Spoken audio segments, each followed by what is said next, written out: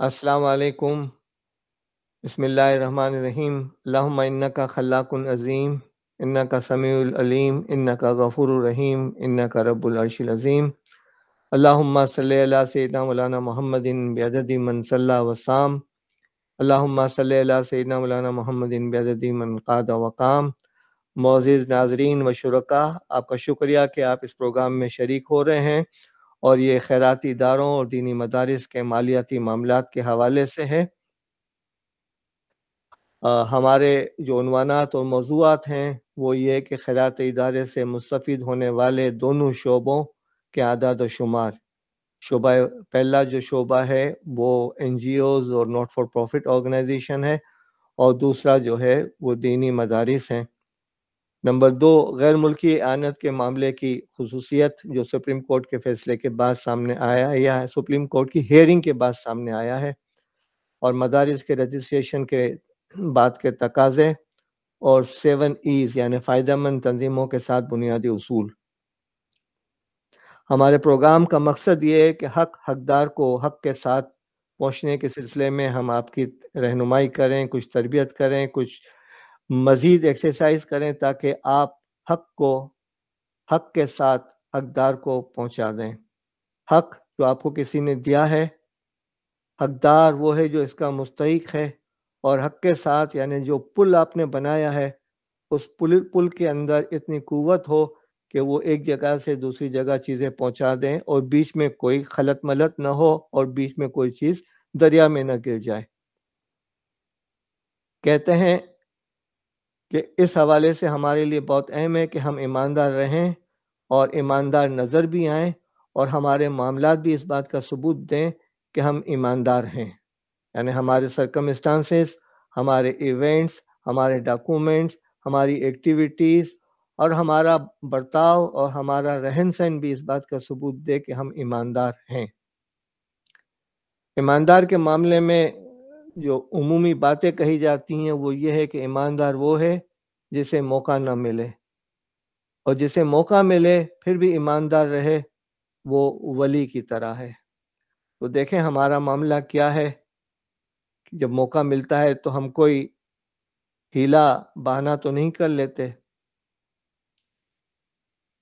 Objective جو ہے وہ یہ ہے کہ سپریم کورٹ میں فارن فنڈنگ کیس کے حوالے سے کچھ چیزیں سامنے آئیں جس سے ہماری معلومات میں اضافہ ہوا۔ نمبر 2، ملک میں مدارس کو رجسٹریشن کرنے کے لیے قانون پاس ہوا۔ اس کے نتیجے میں رپورٹس کی تیاری اور آڈٹ کے حوالے سے بھی افراد کی تربیت کی ضرورت ہے۔ خیراتی اخراجات پر اعتماد کی تعمیر کی بھی ضرورت ہے، اور ان اداروں کی کارکردگی کو بہتر بنانا بھی ضروری ہے۔ ان پانچوں عوامل نے ہمیں اس بات پہ تیار کیا کہ ہم آپ کے ساتھ مل کر بیٹھیں اور اس پہ غور و خوض کریں۔ دیکھیں ہمارے ملک میں دینی ادارے یا خیراتی ادارے یا فلاحی ادارے یا بہت سارے ایسے معاملات جس میں فلاح اور خیرات نظر آتی ہے، وہ جو بنتے ہیں تو اس کی 3 بنیادیں ہیں۔ تقویٰ، جب ڈونرز آپ کو رقم دیتا ہے یا ڈونر آپ کے ساتھ آ کر بات کرتا ہے کہ ہمارے والدین کی یاد میں یا ہمارے مرحومین کی یاد میں ہم یہ تعمیر کرنا چاہتے ہیں، تو اس کا تقویٰ ہوتا ہے جس کی بنیاد پر وہ دیتا ہے۔ اور لینے والا اگر اس تک اپروچ نہیں کی اس نے، اور وہ ڈونر خود اس کے پاس آیا ہے، تو پھر ایسی صورتحال کے اندر ہم نیت کو اخلاص کو ترجیح دیتے ہیں کہ ہاں دونوں طرف سے نیتوں کا اخلاص ہے، اور یہ بات تقویٰ کی بنیاد پر جا رہی ہے۔ پھر اس کے بعد ہوتا یہ ہے کہ لوگ اپنا وقت دیتے ہیں، اور سید سلیمان ندوی رحمۃ اللہ علیہ کے بیان کے مطابق ہم مسجد کے امام کو امامت کی تنخواہ نہیں دیتے بلکہ اس کے وقت کی تنخواہ دیتے ہیں۔ تو اسی انداز سے جو لوگ ان اداروں میں کام کرتے ہیں ہم ان کے وقت کی تنخواہ دیتے ہیں۔ اب وقت کی تنخواہ جو ہے وہ اصولی طور سے مارکیٹ کی ویلیو پر ہونی چاہیے، لیکن ہمارے ہاں کیا ہوتا ہے وہ الگ چیز ہے۔ تو پہلی چیز تھی تقویٰ، دوسری چیز تھی کہ وقت کے صرف کے حوالے سے، وقت کی ویلیو کے حوالے سے ہم ان کو کوئی ادائیگی کریں تو وہ فتوی کے مطابق۔ اور ایک تیسری کیٹیگری وہ ہے جو ان اداروں کو ایک کاروبار کے طور پر کرتی ہیں، اپنے لیے عہدے تلاش کرتی ہیں، اپنے خاندان کے لوگوں کو ڈالتے ہیں اور پوری آرگنائزیشن کا کنٹرول اپنے ہاتھ میں رکھتے ہیں، کسی نہ کسی انداز سے جگہ پہ قبضہ کر کے یا ڈونیشن لے کر یا مجبور کر کے اپنے کنٹرول میں وہ جگہ لیتے ہیں اور اس سے وہ مذہب کے نام پر، خیرات کے نام پر، خدمت کے نام پر اپنا کاروبار شروع کرتے ہیں اور پھر وہ کاروبار ان کی ذاتی ملکیت ہوتی ہے، وہ نسلوں تک چلتا ہے۔ تو اسے ہم نے بٹوا کا نام دیا ہے۔ تو تقویٰ، فتویٰ اور بٹوا، یہ تین چیزیں جو ہیں بہت اہم ہیں۔ ہمارے خیراتی اداروں کا امیج ٹھیک کرنے کی ضرورت ہے۔ یہ خیراتی ادارے پل کا کام کرتے ہیں، امانتیں پہنچاتے ہیں اور یہی ایک حقیقی تصور ہے جس پہ ان کو قائم ہونا چاہیے۔ کوئی ذاتی فائدہ اپنے لیے اور اپنے متعلقین کے لیے نہ اٹھائیں، یہ تقویٰ کی علامت ہے۔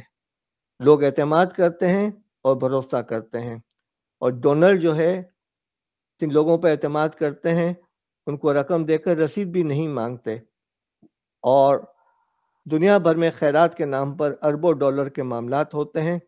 زکوٰۃ کی مد میں تقریباً 200 ارب ڈالر خرچ ہوتے ہیں۔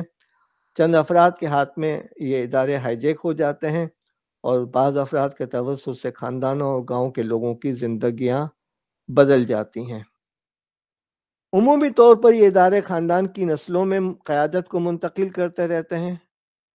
کوئی ان کے ہاں عمومی طور سے شورائی نظام نہیں ہوتا اور صرف ایک برائے نام شورا کہلاتی ہے۔ ان سے حساب مانگنا ان کی توہین کہلاتی ہے۔ چونکہ اداروں پر اعتماد کیا جاتا ہے، لہذا ان کے محاسبے اور آڈٹ کی ضرورت بھی محسوس نہیں کی جاتی۔ ان اداروں میں اگر کھوٹ بوٹ ہو جائے تو باخبر افراد کو راستے سے ہٹا دیا جاتا ہے۔ جن افراد کو علم ہوتا ہے کہ انہیں ہمارے معاملات کا پتہ ہے اور ہمارے گرے ایریاز کو یہ جانتے ہیں، تو انہیں بہت آسانی کے ساتھ بے ایمان قرار دے کر نکال دیا جاتا ہے۔ ان اداروں سے وابستہ افراد کی تنخواہیں مارکیٹ کے مروجہ اسکیل سے کم ہوتی ہیں۔ ان کا دین و خدمت کے نام پر استحصال کیا جاتا ہے، یعنی ان ملازمین کا۔ ادارے کے اہم عہدوں پر خاندان کے افراد متعین ہوتے ہیں۔ عام طور پر بظاہر کارکردگی مزید فنڈز کے حصول کے لیے دکھائی جاتی ہے۔ ان اداروں سے وابستہ کاروبار میں ذاتی وابستگی مفادات کے ٹکراؤ کا باعث بنتی ہے، کنفلکٹ آف انٹرسٹ، جو کہ شفافیت کے اصول کے خلاف ہے، اور یہی وہ چیز ہے جس میں اگر احتیاط نہ کی جائے تو یہ فساد اور کرپشن کی تعریف میں آتی ہے۔ اس لیے کہ ادارے تقویٰ کی بنیاد پر بنتے ہیں، پھر فتویٰ کی بنیاد پر اس سے تنخواہیں لی جاتی ہیں، اور پھر بٹوا کی بنیاد پر کاروبار کیا جاتا ہے۔ ان اداروں کے افراد کو جو مہمان نوازی، بین الاقوامی کانفرنسز میں شرکت، غیر ملک دوروں کے درمیان جو تحفے اور چیزیں ملتی ہیں اور لفافے ملتے ہیں، وہ بھی ان کے توشہ خانے میں جمع نہیں ہوتے بلکہ ان کی ذاتی ملکیت بن جاتے ہیں۔ بعض ادارے محض اپنی زندگی کے ارمان پورے کرنے کے لیے بنائے جاتے ہیں۔ بعض افراد یہ ادارے قائم کر کے اسے اپنے وجود کی بقا، اپنی شہرت، اپنی تنخواہ اور سیاسی مفادات حاصل کرنے کے لیے اور ایلائٹ سوسائٹی میں رہنے اور شریک ہونے کا ذریعہ سمجھتے ہیں اور بناتے ہیں، اور مختلف ٹیکنیکس اور پروجیکٹس کے نام پر فنڈز حاصل کیے جاتے ہیں۔ یعنی فنڈ حاصل کرنے کے لیے پہلے پروپوزل دیے جاتے ہیں اور پھر مخیر حضرات اور اداروں سے اسپانسرشپ لے کر ذاتی مفادات کے لیے استعمال ہوتے ہیں۔ جو 7 ایز ہیں جس کا مختصر تعارف ضروری ہے، وہ یہ ہے کہ یہ جتنے بھی ادارے ہیں وہ ناٹ فار پروفٹ ہیں، یعنی اپنی آمدنی اور خرچ کو نفع نہیں کہا جاتا تھا، بلکہ جو آمدنی ہوتی ہے اس کے خرچ کی اہمیت ہے، اور وہ خرچ کے مطابق آمدنی کو حاصل کرنے کی کوشش کرتے ہیں۔ پہلی چیز اکنامی، جس کو کفایت کہتے ہیں، یعنی کیا آپ کے اخراجات میں کفایت موجود ہے یا نہیں ہے۔ نمبر 2 افیکٹونیس، یعنی آپ جو اخراجات کر رہے ہیں وہ افیکٹو ہیں، مؤثر ہیں یا نہیں ہیں۔ آپ تیسری چیز ایفیشنسی، کیا وہ ایفیشینٹ ہیں یا نہیں ہیں؟ یعنی آپ نے ایک چیز دی اور اس چیز کو دینے کے بعد وہ چیز آپ کو 10 دن میں ملنی چاہیے تھی اور وہ 1 مہینے میں ملی، اس کا مطلب یہ کہ آپ کے فنڈز کو اس نے 20 دن استعمال کیا، اس لیے کہ عام طور سے ایڈوانس بھی لے لیا جاتا ہے۔ پھر انہانسمنٹ، کہ آپ جو کچھ کام کر رہے ہیں اس سے ادارہ انہانس بڑھتا ہے یا نہیں ہے۔ 5ویں چیز ایویلویشن، ایویلویشن، کہ کیا اس کا باقاعدگی سے جائزہ اور احتساب اور محاسبہ کیا جاتا ہے یا نہیں کیا جاتا۔ 6ٹھی چیز انوائرمنٹل امپیکٹ ہے یا نہیں ہے، یعنی معاشرے پر اس کا تاثر آ رہا ہے یا نہیں ہے، آپ کا جو کام کیا جا رہا ہے اس سے سوسائٹی کو کچھ فائدہ ہو رہا ہے، کنٹریبیوٹ ہو رہا ہے یا نہیں ہو رہا۔ اور 7ویں چیز یہ ہے کہ کیا ایتھیکل ویلیوز کو مینٹین کیا جاتا ہے، امانت کو امانت کے طور پہ لیا جاتا ہے، اس سے ذاتی مفادات تو نہیں حاصل کیے جاتے۔ اب آئیے فلاحی اداروں اور دینی مدارس سے متعلق کچھ اعداد و شمار کی بات کرتے ہیں۔ ایک اندازے کے مطابق پاکستان میں 45,000 سے 1 لاکھ NGOs یا ناٹ فار پروفٹ آرگنائزیشن ہیں، جو عام طور سے صحت، طبی نگہداشت، امداد و آفات کے معاملات، انسانی حقوق کے دفاع، تعلیم و خواندگی، بچوں کی صحت، ماحول کا تحفظ، غربت سے نجات، حقوق اور خواتین کو بااختیار بنانا، معاشی ترقی اور اس قسم کے ٹارگیٹس پہ کام کر کے یہ لوگ اپنی اسپینڈنگ کرتے ہیں۔ ان کی اسپینڈنگ کی اعداد و شمار نکالنے کے لیے ہمارے پاس کوئی وسائل تھے نہیں، لیکن کئی ایسے ادارے ہیں جہاں ہزاروں کی تعداد میں اسکولز بنے ہوئے ہیں۔ تو اگر اس پروجیکٹ پہ کام کیا جائے اور کوئی محنت کرے تو بہت ساری معلومات قوم کے سامنے آ سکتی ہیں۔ یہ تو ہم بات کر چکے ہیں NGOs یا ناٹ فار پروفٹ آرگنائزیشن کی۔ اب آپ آئیے دینی مدارس کے حوالے سے کہ کوئی 30 سے 35,000 مدارس ہیں، جو پچھلے 2 ہفتے پہلے ایک انٹرویو آیا تھا وزیر صاحب کا، اس کے مطابق جو رجسٹر مدارس ہیں وہ 17,738 ہیں، یعنی ٹوٹل میں سے 50% کے قریب۔ اب ان میں انرول اسٹوڈنٹس ہیں وہ 22,50,000 کے قریب ہیں، تو اگر نان رجسٹر کو شامل کیا جائے تو ہم 40 لاکھ کی بات کرتے ہیں۔ اور اس میں سب سے زیادہ جو اسٹوڈنٹس ہیں 12,83,000 وہ صوبہ KPK کے اندر ہیں۔ باقی تفصیلات آپ جب آپ کے سامنے آئیں گی یہ سلائیڈز تو آپ دیکھ لیجئے گا۔ مدارس جن اسکول آف تھاٹس کے اندر ہیں اس میں تقریباً 30% جو ہے وہ دیوبندی مسلک کے ہیں اور 21% جو ہے وہ بریلوی مسلک کے ہیں۔ اہل حدیث اور اہل تشیع کے جو ہیں وہ چیزیں نہیں ہیں، لیکن ہم نے کسی اور طریقے سے نکالے ہیں۔ جماعت اسلامی سے وابستہ جو ادارے ہیں وہ 7.5 ہیں، ادر 7.3 ہیں، نان ایفیلیٹڈ 28 ہیں، تو ٹوٹل 94 ہوتے ہیں۔ تو اس کا مطلب یہ ہوا کہ تقریباً 7% جو ہے ان اداروں سے، ان مسالک سے وابستہ ہیں جن کا یہاں پر پرسنٹیج اویلیبل نہیں ہے۔ ایریا وائز ڈسٹریبیوشن جو ہے مدارس کی کوئی 100% اس طریقے سے ہوتی ہے۔ پنجاب کے اندر 40% ہے۔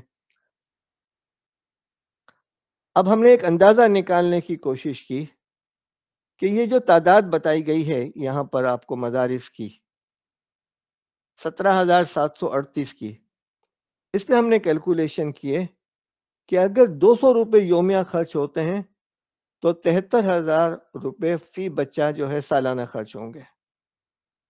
اس کے نتیجے میں میں ابھی تک بلیو نہیں کر سک رہا ہوں 164 ارب روپے اسپینڈنگ ہو رہی ہے، اور اگر 150 لیے جائیں تو 123 ارب روپے، اور اگر 100 روپے پر پرسن پر ڈے خرچ ہو رہے ہیں تو 82 بلین، اور اگر 50 روپے خرچ ہو رہے ہیں تو 40 بلین۔ تو ہم اربوں روپے کی اس اکنامک سیٹ اپ کو دیکھ رہے ہیں جو دینی مدارس سے وابستہ ہیں، جو کہ 35,000 ہیں، اور باقی جو ہیں NGOs ہیں وہ 1 لاکھ سے زیادہ ہیں. تو وہ جو اسٹینفورڈ یونیورسٹی اور Lahore university of management sciences کی 2015 کی ریسرچ آئی تھی کہ پاکستان کے اندر جو ہے خیرات جو ہے وہ 240 بلین روپیز ہے. اس سے تو یہ کہیں زیادہ رقم بنتی ہے، اور ایک اندازہ ریسرچ پہ مجھے پتا چلا کہ ہمارے GDP کا 4% ہے خیرات. بہرحال یہ اعداد و شمار جو ہیں اس پہ کسی کو کام کرنے کی ضرورت ہے، بہت اہم ہے. پاکستان میں جو ہے چیریٹیبل گیونگ کیا چیز ہوتی ہے اور کیسے دی جاتی ہے؟ زکوٰۃ ہمارے ہاں، خمس اہل تشیع کے ہاں، اور باقی اداروں کے اندر بھی کوئی پرسنٹیج مقرر ہوتی ہے باقی مسالک کے اندر. صدقہ، فطرانہ اور قربانی، کارپوریٹ فلانتھراپی، انسٹیٹیوشنل چیریٹی، وقف یا انڈومنٹس، گلوبل ہیلپ جو بین الاقوامی مدد اوورسیز پاکستانی آپ کو دیتے ہیں یا دوسرے لوگ دیتے ہیں وہ والے. کچھ لوگ اپنے بزنس کے اندر خیراتی اداروں کی ایک پرسنٹیج ڈال دیتے ہیں، اپنا پارٹنر بنا دیتے ہیں، جو اصولی طور سے ان کے نفع میں بھی ان کی آنرشپ میں بھی شریک ہوتے ہیں. کچھ لوگ جو ہیں جو ایک بہت بڑی تعداد اربوں روپوں میں خرچ ہوتی ہے، بھیک اور خیرات کے جو تقسیم ہوتی ہے راستوں میں، وہ ہے مزاروں پہ اور مختلف پروگراموں میں جو نذرانہ دیا جاتا ہے قوالیوں کے اندر، وہ بھی الگ ہے. درگاہوں اور مزاروں پہ جو ڈراپس ہوتے ہیں وہ اپنی جگہ پر ہیں. اور کچھ لوگوں کا معاملہ یہ ہوتا ہے کہ وہ اپنے منافع کی ایک پرسنٹیج انفاق کے نام سے دیتے ہیں. چونکہ صدقہ اور خیرات جو ہے، صدقہ اور زکوٰۃ جو ہے اہل بیت کو یا بنو ہاشم کو نہیں دی جا سکتی، تو وہ اپنے منافع میں سے بنو ہاشم کو بھی دینے کی کوشش کرتے ہیں، اہل بیت کو بھی دینے کی کوشش کرتے ہیں. یہ ہماری اچھی روایات ہیں.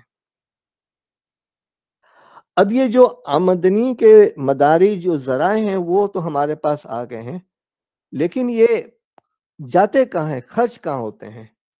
اب ہم نے دیکھیں اس کے اندر 1 2 3 4 کلر استعمال کیے ہیں، ٹھیک ہے، اور ان کلرز کی اہمیت ہے اشارتاً میں آپ کو بتاؤں گا. رینٹل، یوٹیلیٹیز اور مینٹیننس، یہ عام طور سے جو ہے ایکچوئل بنیاد پر خرچ ہو جاتے ہیں. آپ نے کوئی پراپرٹی لی ہوئی ہے، اس کا آپ کرایہ دے رہے ہیں، اس پہ ٹیکس کاٹنا لازم ہے. اسٹوڈنٹس کو جو پاکٹ منی دی جاتی ہے وہ اپنی جگہ پر ایکچوئل ہو جاتی ہے. ٹیچرز کی تنخواہ اور ایڈمن اسٹاف کی سیلریز جو ہیں وہ بھی ایکچوئل پہ دی جاتی ہے.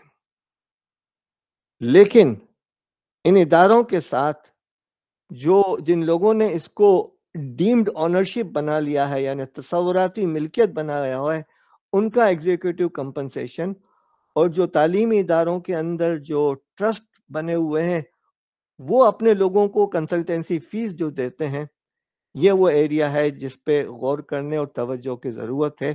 اس لیے کہ یہ وہ پائپ لائن کے اندر چھید ہیں جن کے ذریعے سے آپ کا جو ہے پیٹرول یا آپ کا جو ڈیزل ہے وہ نکل رہا ہے.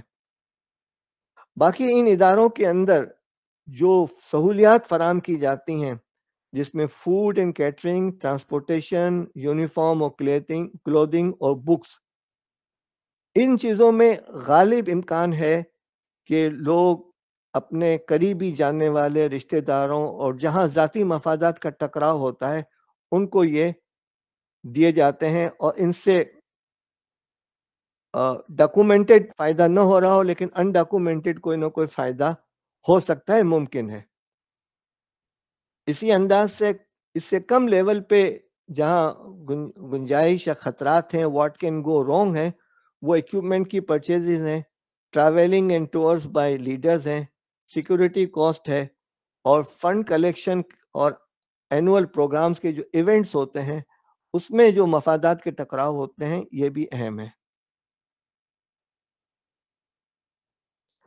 اب جو مالیاتی نظام کے حوالے سے کچھ چیزیں آپ سے بات کرنی ہے. درست اور تازہ ترین مالیاتی ریکارڈ کو برقرار رکھنا، ہیڈنگ ڈالی ہے ہم نے مناسب مالیاتی انتظام یا نظام کی خصوصیات. اگر کوئی چیز تحریری صورت میں نہیں ہے تو اس کا وجود ہی نہیں ہے. ٹھیک ہے، یہ آپ مغربی ججمنٹ دیکھ لیں، ہمارے ججمنٹ دیکھ لیں، معاہدے کی اہمیت دیکھ لیں، حدیث کو دیکھ لیں، قرآن کو دیکھ لیں، ہر جگہ تحریری صورت کی ضرورت پہ زور دیا گیا ہے.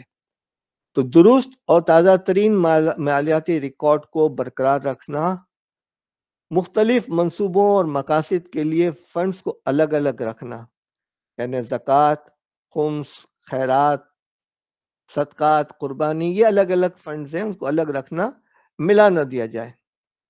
دھوکہ دہی اور فنڈز کے غلط استعمال کو روکنے کے لیے حفاظتی اقدامات، جس انداز سے رات کو ہم چراغ بجھا کر سوتے ہیں، حکم ہے، اور اپنے کھانے کے برتنوں کو ڈھانک دیتے ہیں یا کوئی نیٹ لگا لیتے ہیں، اپنے گھر کے دروازے کو لاک کر لیتے ہیں، بارش میں چھتری لے جاتے ہیں، تو یہ پروٹیکٹیو میزرز ہیں. تو ہم نے کیا پروٹیکٹیو اور پریونٹیو میزرز بنائے ہیں کہ ہمارے ہاں کوئی فراڈ نہ ہو سکے. اور اس کا بہت اہم ہے کہ ہمارے ہاں جو ہے اختیارات جو ہیں وہ تقسیم ہونے چاہیے، اور تمام مالیاتی لین دین کے لیے مناسب دستاویزات کو یقینی بنانا ضروری ہے. دستاویزات کیا ہونی چاہیے اور کیسے ہونی چاہیے، اس پر ہم آپ کو الگ سے بتا رہے ہیں. جو ادارے سوسائٹیز رجسٹریشن ایکٹ 1860 جو انگریزوں کا بنایا ہوا ہے کہ 22 جو کام کریں گے، اس میں یہ ہے کہ ان کو مالیاتی معاملات کا ریکارڈ رکھنا پڑے گا، اس کی آڈٹ بھی کرانی پڑے گی، مالیاتی بیانات کی درستگی اور اعتماد کو یقینی بنانے اور کسی بھی ممکنہ بے ضابطگیوں کی نشاندہی کرنے کے لیے باقاعدہ تھرڈ پارٹی آڈٹ بہت اہم ہے، اور متعلقہ قوانین کی پاسداری بھی کرنی ہوگی. فورن فنڈنگ کیس جو سپریم کورٹ آف پاکستان میں زیر بحث رہا، اور سوشل میڈیا پہ جو اس کے حوالے سے جو گفتگو ہوئی، اس سے ہماری معلومات میں بہت اضافہ ہوا، اور ہم نے مناسب سمجھا کہ آج کے اس پروگرام کو میں ان لوگوں کو اس سے متعارف کروا دیں. اس میں جو ہیں وہ 6 چیزیں اہم ہیں. خیراتی اداروں کے لیے جمع کیے عطیات کوئی بندہ قانونی طور پہ اپنے ذاتی اکاؤنٹس میں نہیں رکھ سکتا.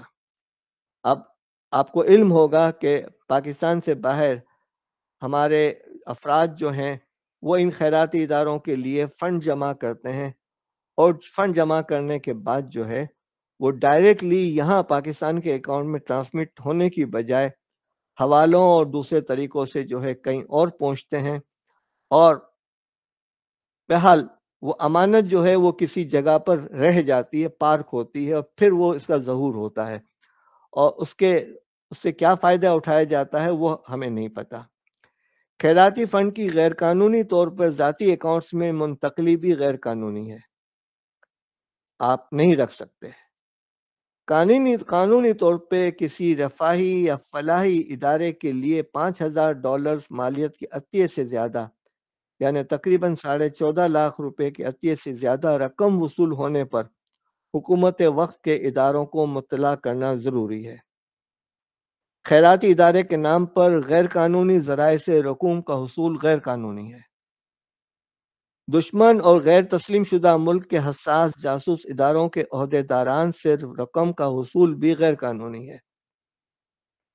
خیراتی ادارے کے فائنانس کے آڈٹ سے انکار، لاپرواہی اور اس کے خلاف دیدہ و دانستہ حکم امتناعی کا حصول تاکہ اس معاملے میں پردہ ڈالا جا سکے، یہ بھی غیر قانونی ہے.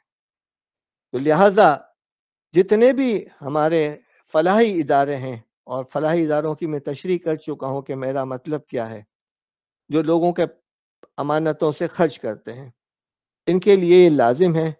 وہ جو امانتیں بائیں سے جمع کر کے جیب میں ڈال کے لے آتے تھے، اب یہ بھی نہیں ہوگا. یہ تمام چیزوں کے اندر ٹرانسپیرنسی لانی ہوگی آپ کو.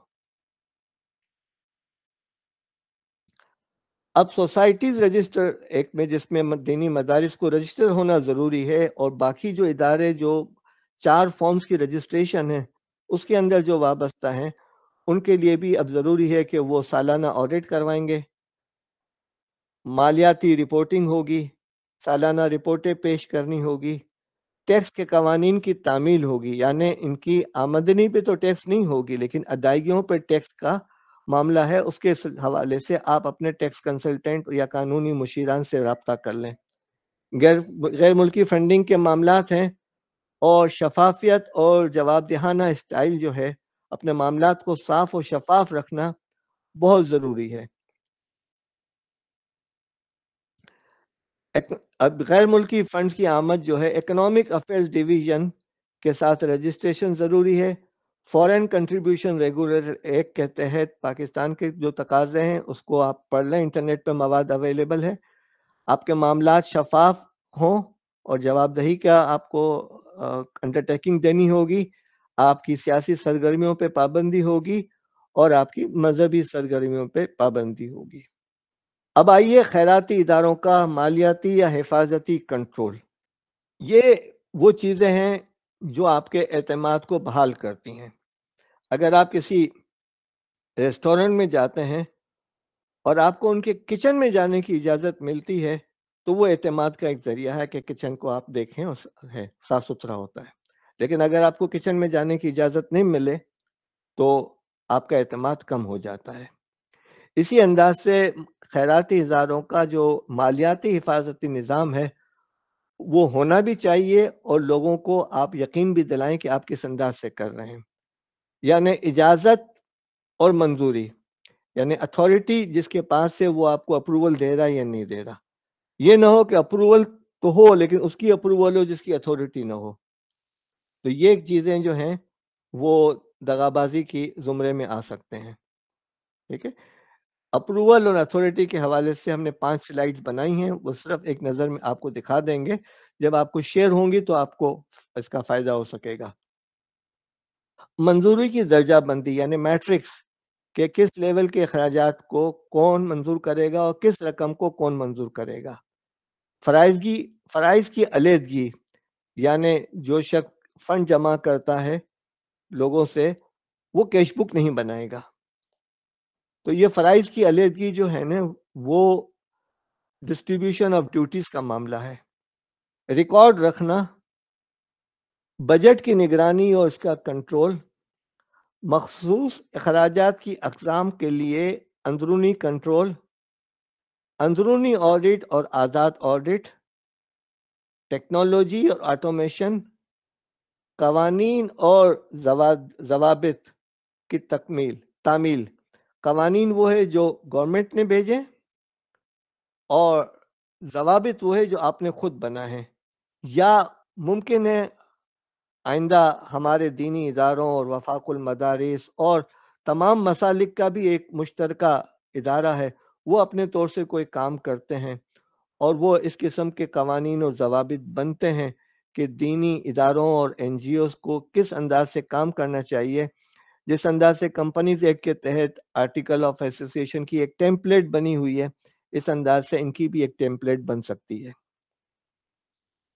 اب آپ آئیے اندرونی حفاظتی کنٹرول یا اقدامات کے ہم کچھ تفصیل بیان کرتے ہیں۔ پہلی چیز ہے اجازت و منظوری۔ اس میں واضح پالیسی ہونی چاہیے اور اخراجات کی حدود متعین ہونی چاہیے۔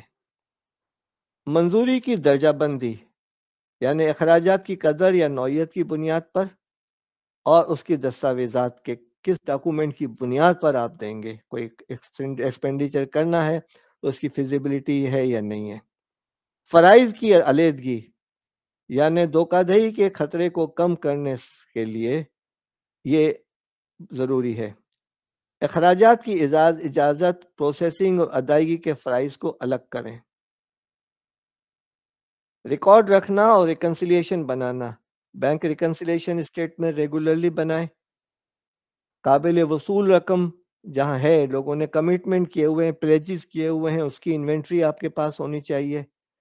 قابل ادائیگی رقم، یعنی جن لوگوں سے آپ نے مال خریدا ہے یا جن لوگوں سے آپ نے کمٹمنٹ کیے ہوئے ہیں اس کی لسٹ آپ کے پاس ہونی چاہیے، اور جو آپ نے لوگوں سے معاہدے کیے ہیں اس کے مطابق آپ کو عمل درآمد جو ہے وہ اس کے پاس چیک لسٹ ہونی چاہیے۔ بجٹ کی نگرانی اور کنٹرول، بجٹ تیار کرنا اور اس کے ویریشن کا جائزہ لینا. مخصوص اخراجات جو آپ کے 80-20 رول کے اندر آ جاتے ہیں، پے رول کے اخراجات ہیں، سفر اور سفری اخراجات ہیں، اسکالرشپ اور اسٹائپنز ہیں، پروگرام کے اخراجات ہیں، اور مخصوص فنڈ یعنی وہ فنڈز جو لوگوں نے آپ کو کسی مخصوص مقصد کے لیے دیے ہوئے ہیں کہ اس فنڈ سے آپ یہ کام کریں گے، اس میں خلط ملط نہیں ہو تو آپ ایماندار رہیں گے بھی اور ایماندار نظر بھی آئیں گے. اب آئیے کچھ قابل تقلید طرز عمل کی طرف. ان پر عمل جو ہے اعتماد کو بحال کرے گا. آپ کے ادارے کا دستور ہونا چاہیے، مضبوط گورننس ہونی چاہیے اور شفافیت ہونی چاہیے، پروگرام افیکٹو ہونا چاہیے، یعنی جو کام آپ کو کرنا ہے وہ آپ کریں، افیکٹونیس، جو کام آپ کر رہے ہیں وہ بہتر طریقے سے کریں، وہ ایفیشنسی ہے، آپ کا مالیاتی نظام ہو، آپ کے انسانی وسائل کا انتظام ہو، آپ کے معاملات میں آپ کی متعلقہ کمیونٹی کی شمولیت ہو، قانونی اور ریگولیٹری تعمیل ہو، اور اخلاقی طرز عمل اس بات کا ثبوت دے کہ آپ یہ کام کر رہے ہیں. اب آئیے کچھ غیر پسندیدہ طرز عمل کی طرف.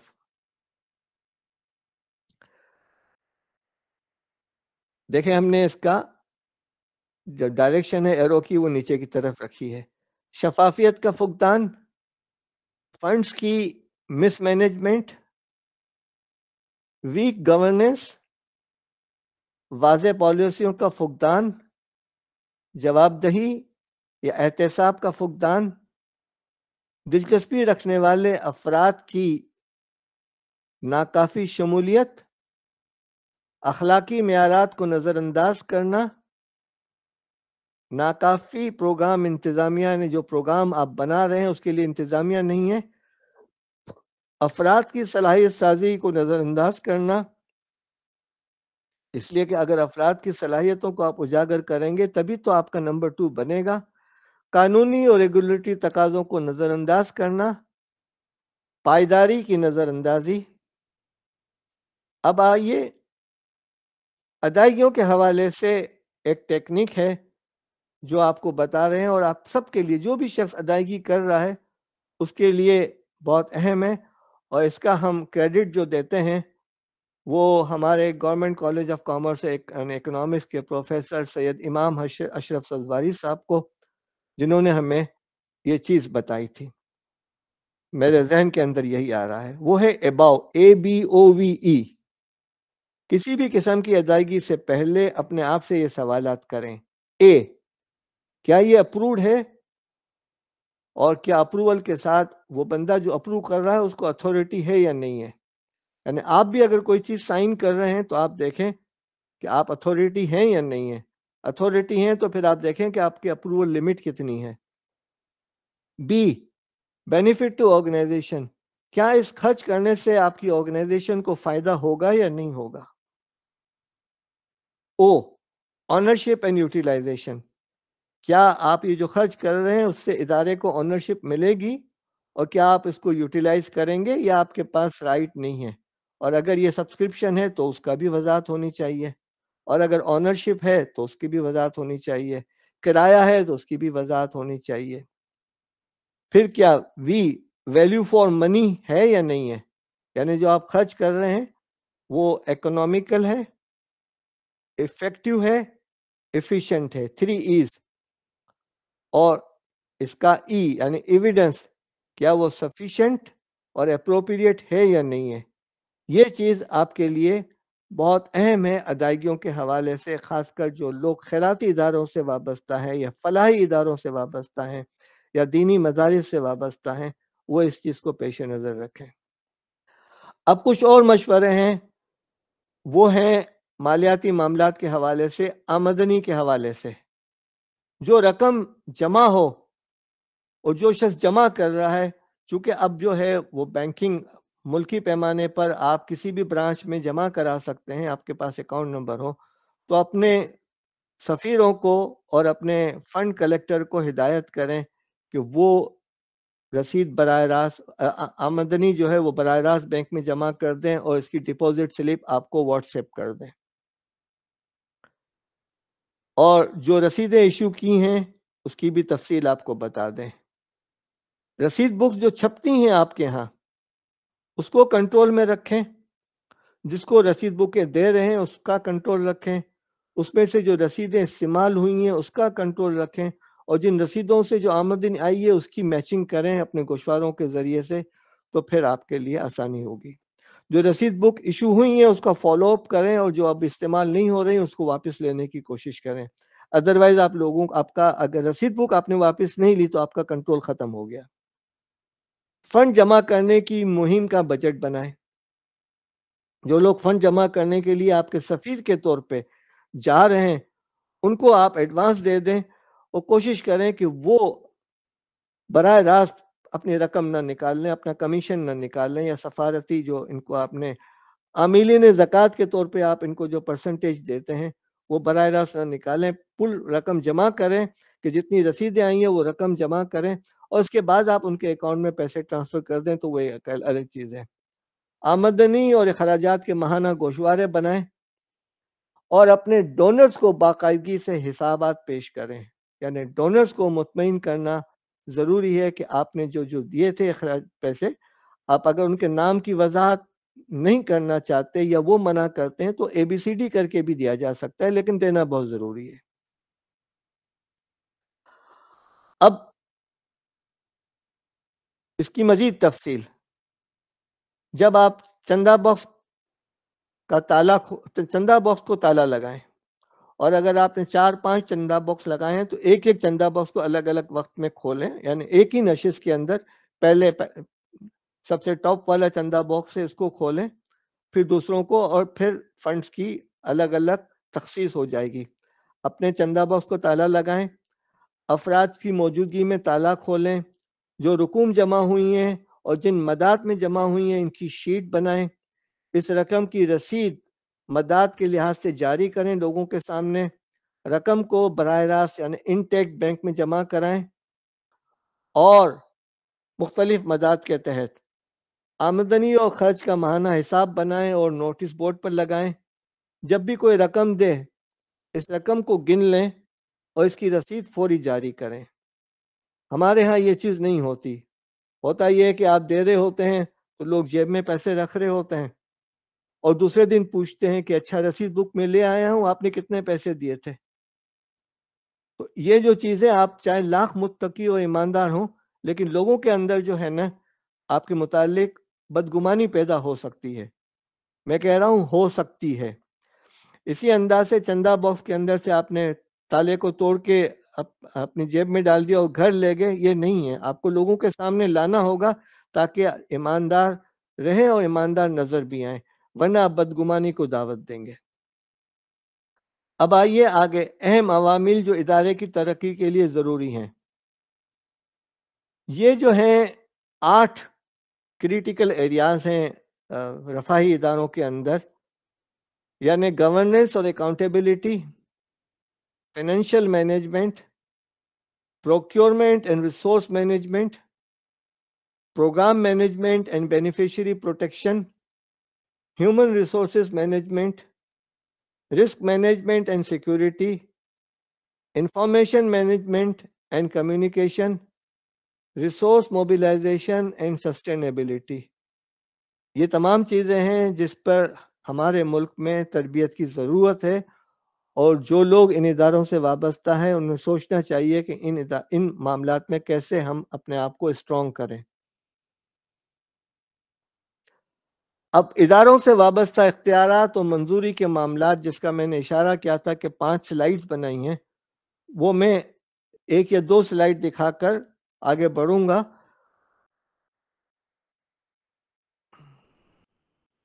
جس کے ذریعے سے آپ کے ادارے کا ایک دستوری کنٹرول بن جائے گا، یعنی ایکٹیویٹی اور ایکشن کیا ہے، رسپانسیبل اسٹاف کون ہوگا، اپروونگ اتھارٹی کیا ہے، اور کمنٹس ہیں۔ اب جیسے بجٹ پریپریشن ہے، وہ ذمہ داری ہے فائنانس مینیجر کی۔ کیا آپ کے ادارے میں فائنانس مینیجر ہے؟ کیا آپ کے ادارے میں بجٹ بنتا ہے؟ ٹھیک ہے، نہیں ہے تو اب آپ کو اس کی ضرورت ہوگی، اس لیے کہ آپ سوسائٹیز رجسٹریشن ایکٹ کے تحت رجسٹر ہو چکے ہیں. پھر ایگزیکٹو ڈائریکٹر اور بورڈ اس کی اپروول اتھارٹی ہوگی، اور فائنل اپروول اتھارٹی ہوگی وہ بورڈ کے پاس ہوگی. ہم نے ایکسپینس اپروول اپ ٹو $1000، چونکہ ہم اس وقت امریکہ میں ہیں تو ہم ڈالر کی بات کر رہے ہیں، وہ پروگرام مینیجر کرے گا، فائنانس مینیجر اس کی اپروول دے گا، اور پر پروجیکٹ اور بجٹ ہوگا. اس انداز سے یہ جو ہیں ہم نے ہر ایک پہ جو ہے 5 رکھے ہوئے ہیں اور 4 سلائیڈز ہیں.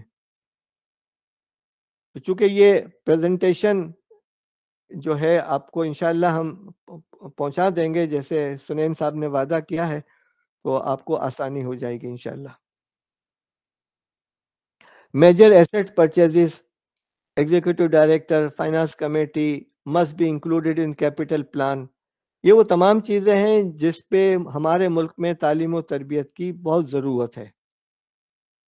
ٹھیک ہے، میڈیا اور پریس ریلیز، کمیونیکیشن مینیجر، یہ جو بڑے آپ کے ادارے ہیں جن کا بجٹ کئی کروڑ روپے کا ہوتا ہے، ان کے لیے بہت ضروری ہے. ٹھیک ہے، اب آئیے اگلے معاملے میں. ہم نے کچھ سیکشنز بنائے ہیں، ہم نے کہا تھا کہ سوال نامہ بنانے. یہ سوال نامہ جو ہے اس کو کتابی صورت میں لانے میں مجھے وقت لگ رہا ہے، لیکن ہم انشاءاللہ کوشش کریں گے کہ ایک ہفتے میں آپ کو یہ سوال نامہ، جس میں کوئی 77 سوالات ہیں، وہ آپ کے ادارے کے استحکام کے لیے بہت ضروری ہیں. جب یہ سوالات آپ کو ملیں تو پھر آپ اپنے ادارے کے اندر بیٹھ کے گروپ ڈسکشن کیجئے گا تاکہ آپ کو آسانی ہو. مالیاتی حکمرانی کے کلیدی نکات، ادارے کی قسم، آپ کا بنیادی ملک کیا ہے، کارکردگی کا عرصہ اور سالانہ بجٹ کیا ہے، مالیاتی کمیٹی یا ذمہ دار فرد کی موجودگی اور اس کی قابلیت، مالیاتی پالیسیوں کی تحریری صورت، اخراجات کی منظوری کا اختیار. یہ چیزیں آپ کے لیے دستوری اہمیت رکھتی ہیں اور بہت ضروری ہیں. یہ نہیں ہے تو پھر آپ کو اندازہ ہوگا کہ آپ کے کروڑوں روپے جو ہیں غائب ہو جائیں گے اور آپ کو پتہ نہیں چلے گا. آگے جو ہے ریکارڈ کیپنگ اور اکاؤنٹنگ، لین دین کو محفوظ بنانے کے طریقے. لین دین کا ریکارڈ کرنے کا طریقہ دستی ہے، اسپریڈ شیٹ ہے یا سافٹ ویئر ہے. ہم نے اس پہ آپ کو توجہ دلا دیتے ہیں کہ آپ دستی طور سے بنانے کی کوشش کریں. ہم نے ایک ہمارے ساتھی سے ریکویسٹ کی تھی، عاصم محمود سے، کہ بھئی آپ ہمیں ہیلپ کریں، تو انہوں نے اسپریڈ شیٹ بنا دی ہے، لیکن انہوں نے ڈیبٹ کریڈٹ کے تصور سے بنائی ہے. اب ہم دوسری بھی بنوا رہے ہیں ریسیٹ اینڈ پیمنٹ کی بیسس پہ. انشاءاللہ ہم کوشش یہ کریں گے کہ یہ بھی ہم اداروں کو میسر ہو جائے جہاں پر کوئی بھی سسٹم نہیں ہے ریکارڈ کیپنگ کا، ان کو ہم دے دیں. ریکارڈ رکھنے کی باقاعدگی، منصوبہ جات یا احتیاط کے زمروں کے لیے علیحدہ ریکارڈ، بینک اسٹیٹمنٹ کے ساتھ ریکارڈ کی تصدیق یعنی بینک ریکنسیلیشن اسٹیٹمنٹ بنانا. بینکنگ اور کیش مینجمنٹ، نقدی اور بینکنگ کے محفوظ طریقے. بینک اکاؤنٹ ہونے چاہیے، دستخط کے اختیارات ہونے چاہیے کہ کون سا فرد کس رقم تک دستخط کر سکتا ہے، کہاں ڈیول سگنیچر کی ضرورت ہوگی، نقد رقم کی ہینڈلنگ کے طریقے، کیش ہولڈنگ کی حد اور رجسٹر. آمدنی کے ذرائع کو منظم، شفاف اور مؤثر بنانا، سیکشن 4. مقامی، بین الاقوامی، سرکاری سروس فیس، سرمایہ کاری، جہاں جہاں سے بھی آپ کو آمدنی آ رہی ہے ان کی مداد الگ الگ ہوں، ہوائی نہ ہو. عطیات کی تصدیق اور دستاویز کا انتظام، محدود اور غیر محدود فنڈز کا علیحدہ انتظام، یعنی ڈیڈیکیٹڈ فنڈ جو دیے جاتے ہیں کہ یہ کام اس بلڈنگ کو بنانے کے لیے دیے جا رہے ہیں، تو پھر وہ اسی بلڈنگ کے لیے استعمال ہوں گے.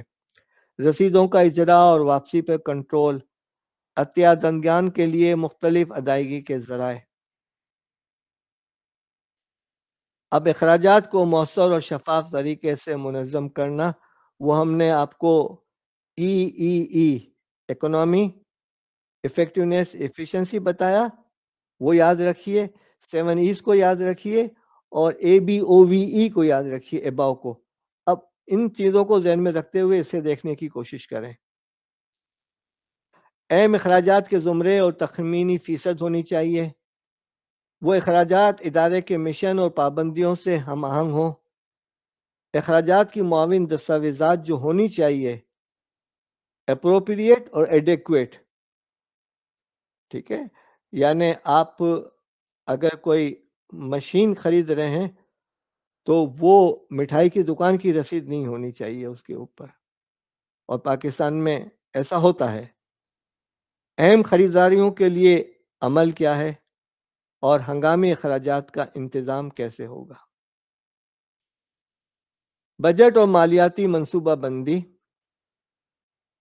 سالانہ بجٹ کی تیاری، بجٹ سازی میں شامل افراد، اصل آمدنی اخراجات اور بجٹ کا موازنہ، بجٹ میں غیر معمولی فرق کو سنبھالنے اور مینیج کرنے کے طریقے، طویل مدتی مالیاتی منصوبہ بندی یا ریزرو پالیسی۔ سیکشن 7، اعتماد اور احتساب کے لیے مؤثر رپورٹنگ، باقاعدگی سے تیار کی جانے والی مالیاتی رپورٹس، ہمارا خیال ہے کہ کم از کم مہینے میں ایک بار رپورٹس تیار ہوں اور تقسیم کی جائیں۔ رپورٹس کن افراد یا اداروں کو دی جاتی ہیں؟ کمیونٹی یا عطیہ دہندگان سے مالی معلومات کا اشتراک، یعنی کمیونٹی کے ساتھ اعتماد کی بحالی کے لیے کہ بھئی ہم آپ کو انفارمیشن دیتے رہیں گے۔ عوامی سطح پر مالی معلومات کی اشاعت، مالی سوالات یا خدشات کے لیے کمیونٹی سے رابطہ، قانونی تقاضے کی پیروی اور ادارے کا تحفظ، ادارے کی قانونی رجسٹریشن اور قانون کی نوعیت، ریگولیٹری تقاضوں سے آگاہی، سرکاری اداروں کو رپورٹنگ کی پابندی، تعمیل سے متعلق چیلنجز یا جرمانے کو پروٹیکٹ کرنا، ٹیکس کے مضمرات اور چھوٹ کی سمجھ، یہ آپ کو علم ہونا چاہیے۔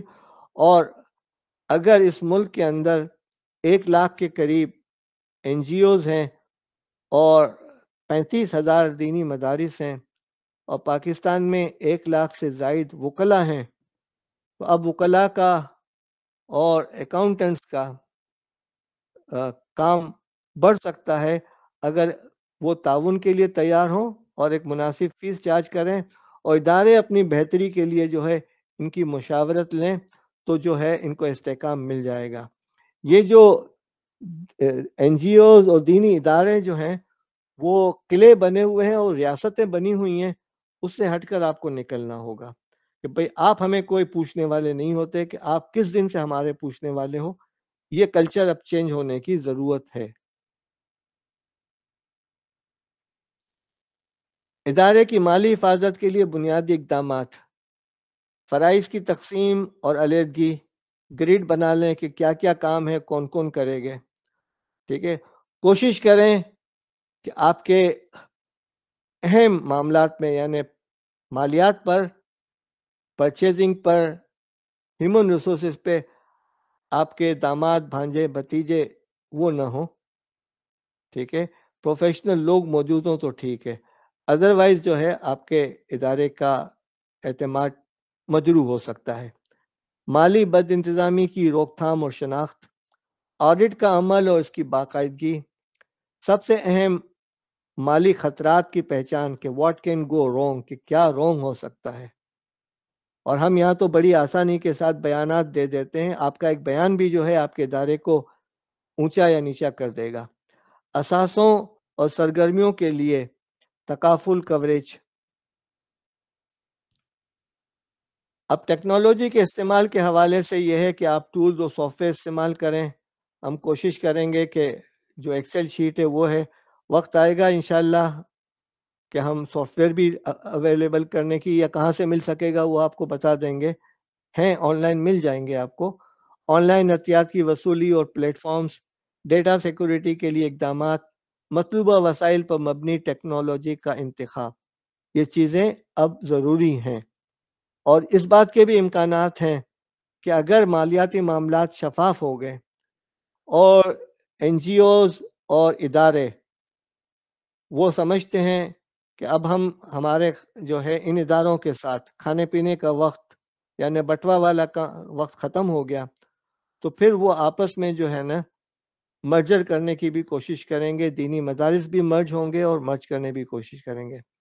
اور یاد رکھیے کہ ملک کے اندر جس انداز سے ٹیکنالوجی بڑھ رہی ہے اور دینی مدارس کی کتابیں اور علماء جو یوٹیوب پہ آ رہے ہیں، کل فزیکل دینی مدارس کی جو ہے اہمیت کے بارے میں معاملات آئیں گے کہ واقعی ان کی اب ضرورت ہے یا نہیں ہے، ایک بحث شروع ہوگی جس پر غور کرنے کی ضرورت ہے۔ لیکن یہ جو ورچوئل چیزیں بن رہی ہیں، لرننگ مینجمنٹ سسٹم ہے، یوٹیوبرز اپنا جو ہے ماشاءاللہ لوگ جو ہمارے علماء بھی جو ہے اور این جی اوز کے لوگ بھی ہیں، ملینز میں کما رہے ہیں یوٹیوب کے ذریعے سے۔ نہ معلوم اس میں سے وہ کتنا اپنے ادارے کو دیتے ہیں، کتنا ادارے کو استعمال کرنے کے لیے شیئر دیتے ہیں، اس لیے کہ وہ ادارے سے کتنا اداروں کی رائلٹی دیتے ہیں، اس لیے کہ اس اداروں کی وجہ سے ان کی شناخت ہوئی ہے۔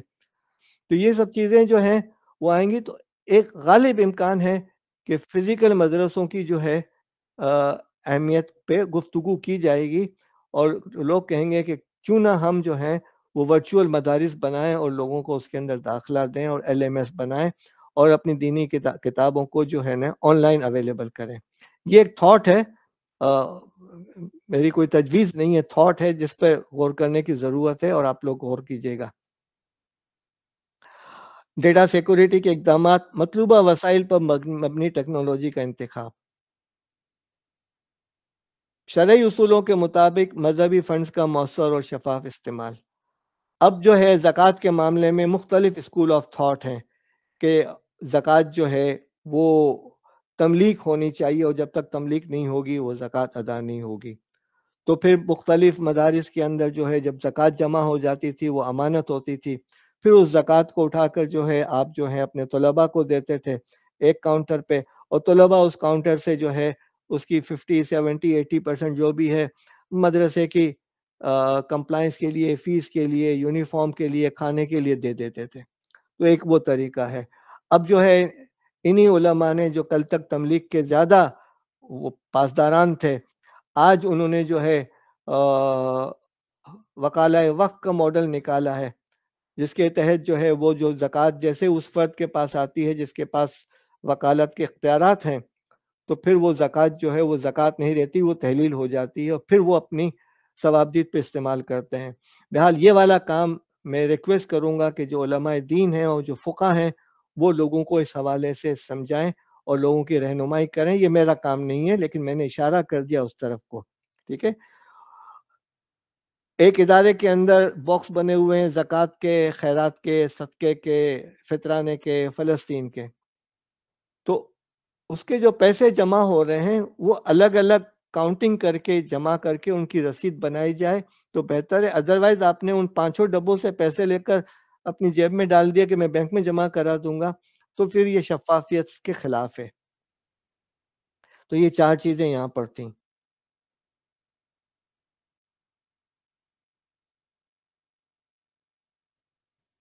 تربیت اور صلاحیت، یعنی افراد کی تربیت جو ہے وہ آپ اپنے عملے کی مالی تربیت کریں۔